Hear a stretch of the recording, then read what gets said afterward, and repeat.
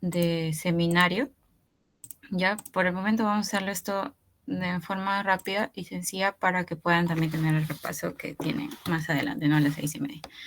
Entonces vamos a comenzar con esta parte del seminario, que es de anemia ferropénica. La información es basada principalmente en el artículo que me enviaron de pediatría integral, si no me equivoco.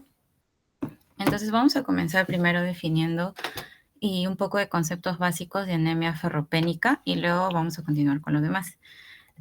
Vamos a comenzar con la definición, ¿no? La anemia ferropénica es una de las anemias más comunes y también que es tratable, ¿no? Porque principalmente se basa en lo que es la deficiencia de hierro. Es una anemia de tipo microcítica e hipocrómica. Microcítica quiere decir porque el volumen corpuscular medio es menos de 80, ¿no? Y básicamente de esta forma se define, ¿no? La anemia ferropénica. Bueno, epidemiológicamente hablando, aquí tenemos algunos datos y vamos a comenzar explicando sobre todo esta parte de la introducción, ¿no? Bueno, tenemos que la sangre está conformada, ¿no? Por células sanguíneas y por plasma, ¿no? Que es la parte líquida de la sangre. Este plasma no solamente contiene líquidos, sino también está acompañada de algunas proteínas plasmáticas, ¿no? Una de las principales es la albúmina, también tenemos al fibrinógeno, pero una de las que nos importa en estos momentos es justamente las globulinas, ¿no? Como por ejemplo la transferrina, que es la proteína que va a transportar justamente el hierro, ¿no? Entonces, la transferrina es una de las proteínas plasmáticas que en este tema nos importa porque justamente va a ayudarnos a lo que es el transporte de hierro. El transporte de hierro va a generar que este hierro llegue a las células que van a usar este hierro o que las van a almacenar, ¿no? Ok, como parte de las células de la sangre tenemos leucocitos, plaquetas y los eritrocitos, que es lo que nos importa en la clase de hoy, ¿no? Bueno, ¿cómo se estimula la producción de los glóbulos rojos? Con uno de los estímulos es la hipoxia, ¿no? El bajo contenido de oxígeno a nivel de las células. Este bajo contenido de oxígeno que tienen las células o hipoxia, va a estimular justamente a uno de los órganos, como el riñón, principalmente, a secretar a una hormona, ¿no? En este caso, el riñón secreta la eritropoyetina. La eritropoyetina lo que va a hacer es una hormona, ¿no? Estimulante de la médula ósea, ya que va a estimular la producción de la hemoglobina, ¿no? Justamente, la hemoglobina se produce gracias a la médula ósea y esta hemoglobina va a formar parte de los eritrocitos. Estos eritrocitos, como ya sabemos, sobreviven máximo, ¿no? 120 días y luego van a ser reabsorbidos o, mejor dicho, eliminados, ¿no? Por parte de nuestro sistema retículo endotelial, conformados por el vaso, el hígado, ¿no? Estos macrófagos del vaso, por ejemplo, los llamados macrófagos esplénicos, no simplemente destruyen al eritrocito, ¿no? Sino que también lo que hacen es reabsorber el hierro que tienen estos eritrocitos para guardarlos y almacenar este hierro y posteriormente se ha usado este hierro para nueva producción de nuevos eritrocitos, ¿ok? Entonces, esta destrucción de los glóbulos rojos viejos por parte de los macrófagos del vaso, por ejemplo, si bien destruyen al eritrocito, guardan el hierro que tiene este eritrocito que está siendo destruido para posteriormente usarlo, ¿no? En la producción de nueva hemoglobina. Y ustedes se preguntarán por cómo el hierro forma parte, ¿no? De la hemoglobina. Entonces vamos a hablar de eso. Bueno, tenemos a la hemoglobina, ¿no? Que es una proteína. ¿Por qué es una proteína? Porque está conformada por más proteínas, por así decirlo. Es una proteína formada por más proteínas llamadas globulinas, ¿no? Justamente la hemoglobina, su nombre mismo indica por qué sustancias está conformada. Hemo, porque está conformado por 4 grupos hemo, y globina, porque está formado por 4 globinas, ¿no? Cada globina tiene a su grupo hemo. Entonces, esto es lo que acabamos de decir, ¿no? Aquí tenemos esquematizado a la hemoglobina. La hemoglobina tiene sus 4 globulinas, ¿no? Y cada globulina tiene su grupo hemo. Y es justamente este grupo hemo que va a tener en su interior al hierro, ¿no? Este hierro que es un hierro ferroso, va a estar en el centro del grupo hemo, ¿no? Entonces, de esa forma es como el hierro conforma parte de esta molécula tan comentada que es la hemoglobina, ¿no? Y justamente, ¿por qué decimos que la hemoglobina transporta el oxígeno? Porque el hierro es el que tiene la capacidad de captar al oxígeno. Gracias al hierro es que la hemoglobina tiene la función de captar el oxígeno que se capta, ¿no? Por medio de la ventilación pulmonar y la difusión pulmonar. Entonces, ya viendo esta parte introductoria, para ya andarnos más en el tema, vamos a hablar un poquito acerca de este hierro que conforma la hemoglobina, ya que, bueno, este hierro es un mineral, ¿no? Es un mineral componente de la hemoglobina, ya habíamos dicho que forma parte del grupo hemo y que su función específicamente de este hierro va a ser la captación del oxígeno, para que la hemoglobina capte el oxígeno y pueda, de alguna forma, transportarlo, ¿no? Por la sangre, transportarlo por la sangre, pero esta captación del oxígeno por parte del hierro no es definitoria, ¿no? No es que el oxígeno, no es que el hierro se va a quedar indefinidamente con el oxígeno, sino que su captación es reversible, ya que este hierro, así como capta el oxígeno, también lo suelta para que este oxígeno sea usado por las células que lo requieran, ¿no? Todas las células que las requieran para hacer su metabolismo propio. Ahora, este hierro no solamente es componente de la hemoglobina, sino también de otras moléculas, como por ejemplo de la mioglobina, ¿no? que encontramos en los músculos, o de otras enzimas implicadas en el metabolismo, como por ejemplo los citocromos, catalasas, peroxidasas, etc. En conclusión, si es que en su pregunta del examen les dicen, ¿no? El hierro eh, forma parte solamente de la hemoglobina, esa es una alternativa falsa, ¿no? Porque también el hierro conforma la mioglobina y otras enzimas como citocromos y catalasas. Ahora, el hierro no solamente nos sirve porque forma parte de la hemoglobina, sino también en el artículo, ¿no? que les mandaron a ustedes a leer, nos dice que el hierro es un catalizador de reacciones químicas. ¿Qué es un catalizador? Como ustedes deben saber por conocimientos preuniversitarios, un catalizador es aquel que acelera una reacción química, ¿no? Entonces, el hierro también es un catalizador y acelera reacciones químicas. Reacciones químicas como cuáles, por ejemplo, la síntesis del ADN. ¿Para qué el cuerpo humano necesita sintetizar el ADN? Pues porque el ADN es componente de las células, ¿no? Las células, cada célula tiene su ADN.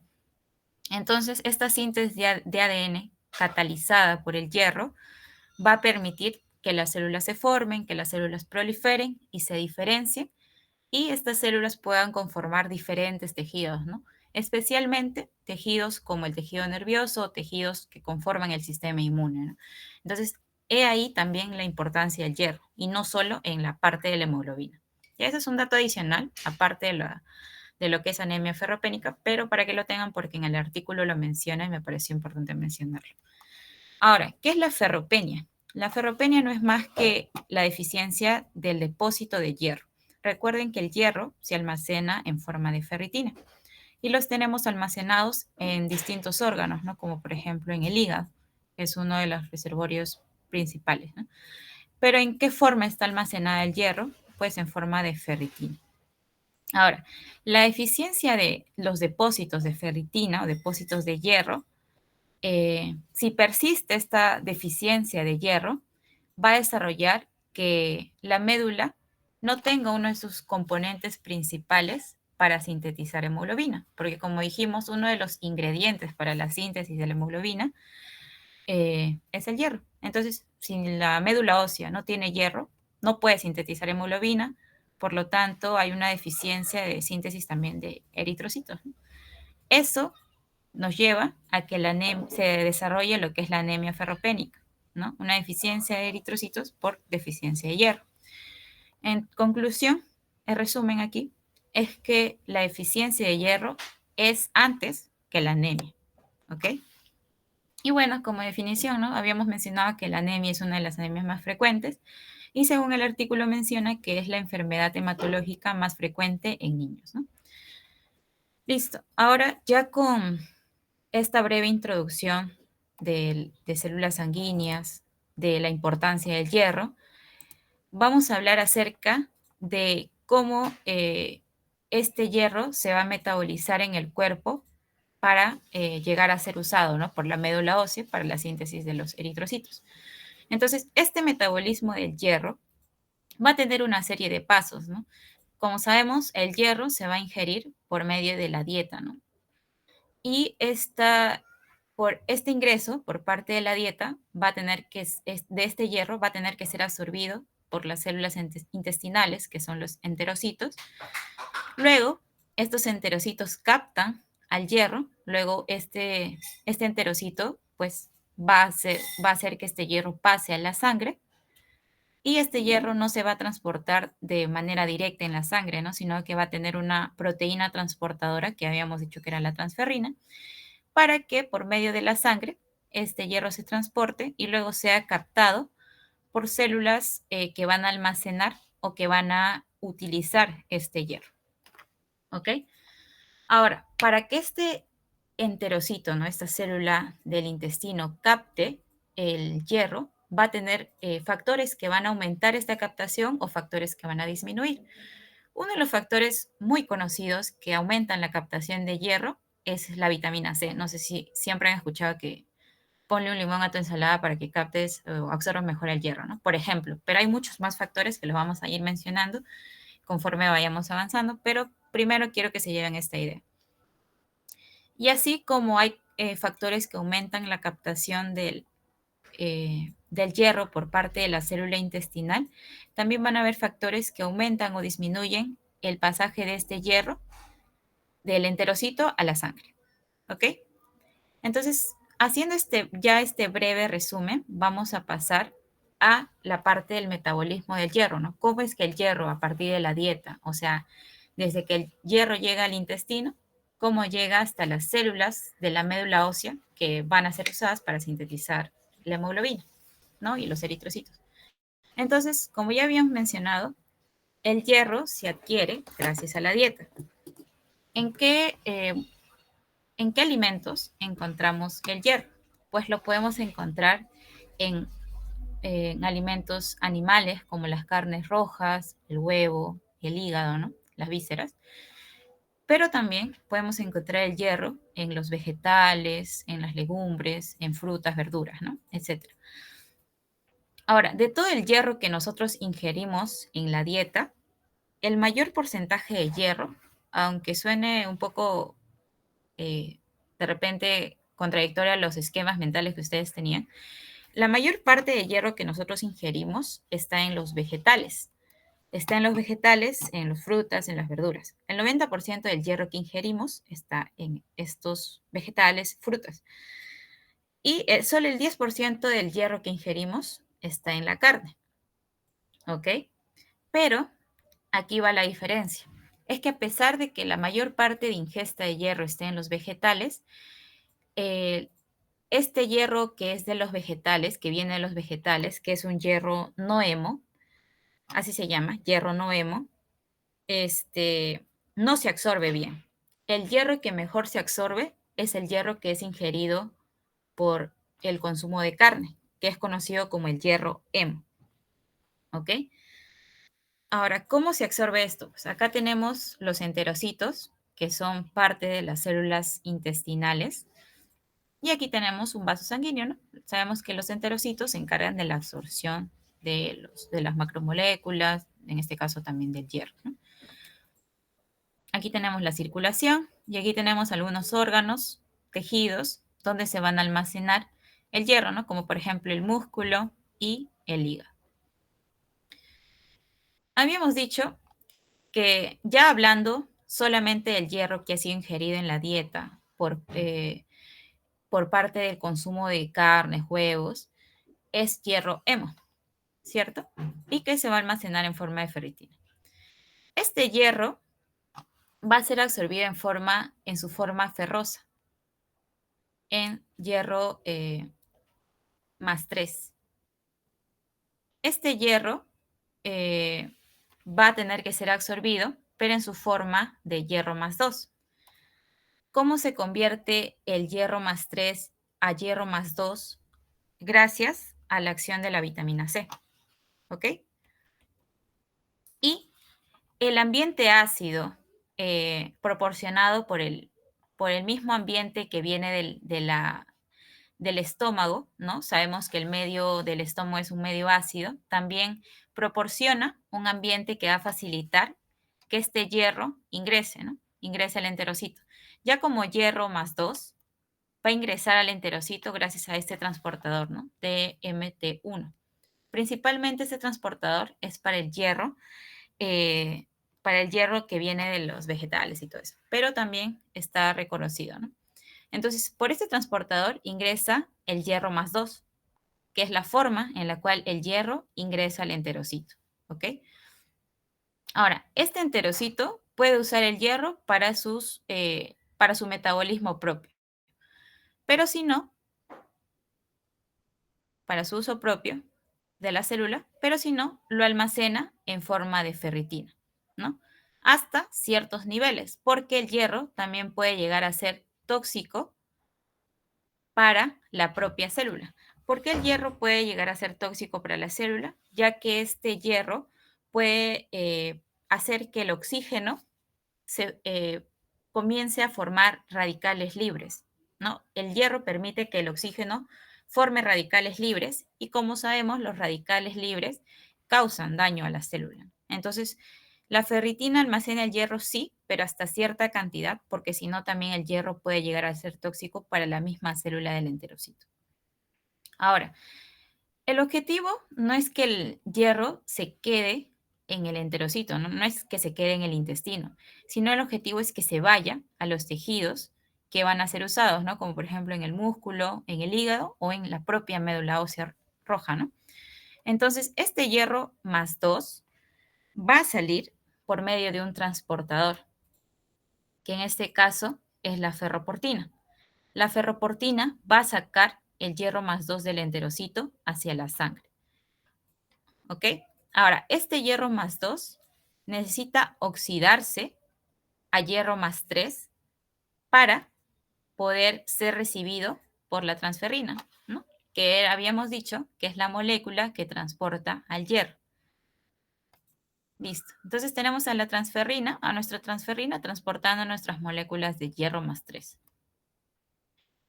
Esta transferrina, ¿no? Va a ser la molécula que va a transportar al hierro por la sangre. Ahora, ¿qué otra molécula contiene hierro? ¿No? Habíamos dicho que los hematíes o glóbulos rojos contienen hierro en su interior, ya que contienen a la hemoglobina. Estos hematíes solamente habíamos dicho que viven 120 días y luego son degradados. ¿Por quiénes? Por los macrófagos esplénicos, ¿no? Por los macrófagos del vaso. Son degradados, pero lo que hacen es guardar este hierro para poder usarlo luego, ¿no? Entonces, este hierro, que es reciclado, ¿no? De los hematíes viejos que han sido degradados, también se van a venir y se unen a la transferrina. De esta forma, tenemos más hierro circulando en sangre. Ahora, ya que tenemos al hierro movilizándose en la sangre, necesitamos que lleguen a los tejidos que van a almacenar o que van a usarlos. En este caso, por ejemplo, tenemos... Ay, perdón. Otra forma de tener hierro circulando en la sangre es sacarlo de los tejidos que almacenan hierro, como por ejemplo el hígado. El hígado almacena el hierro y también lo puede sacar y este hierro se une a la transferrina, ¿no? Y de esa forma tenemos más hierro circulando en sangre. Ahora, nuestro objetivo es que este hierro llegue a la médula ósea, ¿no? Y para llegar a la médula ósea va a ser captado por algunos receptores que están afuera de las células, ¿no? Como por ejemplo los receptores TFR1, que van a permitir que las células capten al hierro.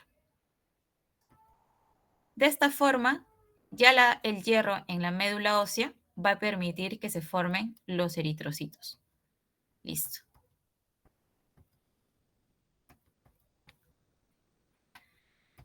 Listo. Entonces, ahora vamos a hablar acerca de una molécula que es bastante importante en lo que es la regulación o el metabolismo del hierro. En este caso estamos hablando de la hepcidina. La hepcidina es una molécula producida por el hígado. Esta molécula, hepcidina, lo que va a hacer principalmente es bloquear a las ferroportinas. ¿En dónde encontramos ferroportinas? En el enterocito. Esta ferroportina permitía que el hierro pase a la sangre, ¿cierto? Pero si la hepcidina se une a la ferroportina, bloquea la ferroportina y entonces la ferroportina ya no puede pasar al hierro. De la misma forma aquí, en este macrófago que permitía que el hierro que estaba siendo reciclado del eritrocito pase, ¿no?, a la sangre, lo bloquea. De la misma forma, si queremos sacar el hierro del hígado, ¿no?, para que pueda pasar a la sangre e ir hacia otros órganos, como por ejemplo la médula ósea, eh, esta ferroportina era la que permitía el paso del hierro, ¿no?, para sacarlo del hígado. Pero también la hepcidina bloquea a esta ferroportina que permitía el paso del hierro para sacarlo del hígado. Entonces, si aumenta la hepcidina, lo que hacemos es que bloquee la salida del hierro de las células que están almacenando este hierro. ¿Ok? Entonces, ¿en qué momento necesitamos bloquear para que el hierro ya no siga llegando a la sangre? Pues cuando hay un aumento considerable de las reservas de hierro, ¿no? Cuando ya tenemos mucho hierro, ya no ya no necesitamos más hierro. Entonces necesitamos bloquear este pasaje de hierro a la sangre. Y eso lo hacemos con la hepcidina. Listo. Ahora, pero en situaciones en las cuales tenemos déficit de hierro, como por ejemplo en la anemia, ¿no? O cuando necesitamos más hierro, como por ejemplo en el aumento de eritropoyesis, o cuando estamos en situaciones de hipoxia, como lo habíamos mencionado al inicio, nuestro cuerpo, si le falta glóbulos rojos en la anemia, necesita sintetizar glóbulos rojos. Si aumenta la eritropoyetina, aumenta la síntesis de glóbulos rojos. Si estamos en hipoxia, se necesita aumentar la síntesis de glóbulos rojos. A eso se llama un aumento de eritropoyesis. Entonces, si nosotros necesitamos el hierro para poder sintetizar glóbulos rojos, necesitamos todo el hierro disponible, ¿no? Entonces, necesitamos que la hepcidina esté disminuida, ya que si la hepcidina está disminuida, no hay quien bloquea la ferroportina, entonces el hierro pasa fácilmente por la ferroportina. Pero ¿en qué casos la hepcidina está aumentada? ¿No? En casos de inflamación crónica. En casos de inflamación crónica, el hígado secreta más hepcidina y lo que hace la hepcidina es bloquear a las ferroportinas y de esa forma el hierro no llega a la sangre. Si el hierro no llega a la sangre, no llega tampoco a la médula ósea, ¿no? Entonces disminuye el hierro y si disminuye el hierro, también disminuye la producción de los glóbulos rojos. Listo. Ahora, ya hemos visto todo lo que es el metabolismo del hierro y el papel que cumple la transferrina en el transporte del hierro por la sangre, el papel que cumple la hepcidina bloqueando el paso del hierro de las células que almacenan como el enterocito, el hígado o el músculo, bloqueando que este hierro que está almacenado pase a la sangre. Y ahora vamos a hablar acerca de la anemia ferropénica. ¿Cuándo tenemos una disminución de la producción de eritrocitos? Cuando la absorción de hierro es insuficiente o cuando hay una deficiencia funcional. Ahorita voy a explicar qué es la deficiencia funcional. o cuando hay un aumento de los requerimientos de hierro o hay un aumento de las pérdidas, ¿no? En este caso, de sangre y de eritrocitos, ¿no? A su vez. Ahora, ¿cuándo tenemos una absorción insuficiente? Cuando, por ejemplo, tenemos una deficiencia nutricional, ¿no? No consumimos alimentos ricos en hierro. O cuando hay una mala absorción. ¿Cuándo puede haber una mala absorción? Cuando el intestino está dañado o tiene factores que bloquean la absorción de hierro, ¿no? Como por ejemplo en la enfermedad celíaca. Habíamos mencionado también que el medio ácido es fundamental para la absorción del hierro o para que el hierro llegue al enterocito. Entonces, si nosotros creamos medios que no favorezcan la acidez para permitir la absorción de hierro, también se va a disminuir. Entonces, por ejemplo, si hacemos una resección del estómago, que es el que nos proporciona el medio ácido, no vamos a tener el medio ácido requerido para la absorción, ¿no? Entonces va a aumentar el pH. O, por ejemplo, la colonización del Helicobacter pylori, que también sabemos que el Helicobacter pylori tiene mecanismos para convertir el medio ácido en un medio básico, ¿no? O el uso de omeprazol, ¿no? Sabemos que el omeprazol evita que el medio se vuelva ácido, entonces aumenta el pH. Si no tenemos un medio ácido, la absorción de hierro también se ve alterada, ¿ok? Este es uno de los mecanismos fisiopatológicos por los cuales la absorción de hierro es insuficiente. Ahora, la eficiencia funcional, ¿a qué nos referimos? Aquí lo vamos a explicar. Supongamos que tenemos unas reservas adecuadas de hierro, o sea, tenemos buenos niveles de ferritina. Sin embargo, nuestro hierro que circula en la sangre es bajo. ¿Por qué podría ser bajo nuestro hierro que circula en la sangre? Porque la ferroportina está bloqueada y no permite el paso del hierro a la sangre. ¿Ok? Y si nuestro hierro circulante está bajo, nuestro hierro no llega a la médula ósea, entonces la eritropoyesis o la formación de glóbulos rojos disminuye. ¿En qué casos habíamos dicho que la hepcidina está aumentada para que de esa forma disminuya el hierro circulante? Habíamos dicho que la que la hepcidina está aumentada en casos de enfermedad crónica porque produce inflamación crónica. La inflamación crónica aumenta la hepcidina.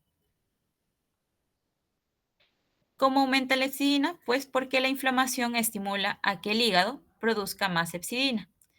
Y si hay más hepcidina, el hierro no puede pasar a la sangre porque la ferroportina está bloqueada.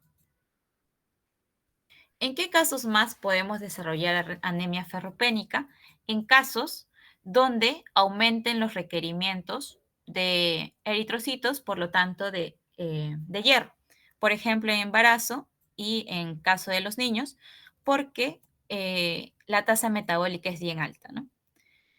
O también podemos tener anemia ferropénica en casos de que haya una pérdida de sangre y si perdemos sangre, perdemos glóbulos rojos, ¿no? Por ejemplo, en pérdidas ginecológicas, como por ejemplo en el parto, en la misma menstruación, en sangrados internos, ¿no? Como por ejemplo úlceras duodenales, úlceras de estómago o en las propias neoplasias, ¿no? Por eso siempre cuando encuentres a un paciente, en este caso ya hablando de adultos, uno siempre, si encuentras que un adulto tiene anemia ferropénica, tienes que descartar que tenga algún sangrado interno, ¿no? Como propio de las neoplasias o de una úlcera gastrointestinal. Ahora, la absorción insuficiente, ¿no? De hierro va a generar que las reservas de hierro, en este caso las reservas hepáticas de hierro, las reservas del músculo, ¿no? que almacenan hierro, van a hacer, la absorción insuficiente van a hacer que nuestras reservas estén disminuidas, ya que la ferritina, justamente que es la que almacena el hierro, estas reservas van a estar disminuidas. Esta es una deficiencia absoluta de hierro. ¿Causada por qué? Habíamos dicho por una dieta pobre en alimentos que contienen hierro o por pérdidas de sangre, ¿no? Como habíamos mencionado, las pérdidas ginecológicas o por úlceras. Sin embargo, la deficiencia funcional, habíamos dicho que nuestras reservas de ferritina, nuestras reservas de hierro, son normales. Lo que está causando que este hierro no llegue a la médula ósea para que haga la eritropoyesis es que hay niveles aumentados de hepcidina y esto es causado por inflamación crónica o por enfermedad crónica. ¿Ok? Entonces, esto es importante que lo diferencien. La deficiencia funcional, que es reservas normales, y la deficiencia absoluta es que en sí no tenemos reservas de hierro, producto de una dieta pobre o una pérdida de sangre. ¿No? Y bueno, eso sería todo con parte de fisiología y fisiopatología de la anemia ferropénica. Si tuvieran alguna pregunta, no duden en hacerla para que puedan pasar al... Creo que tienen un repaso de hemato en estos momentos.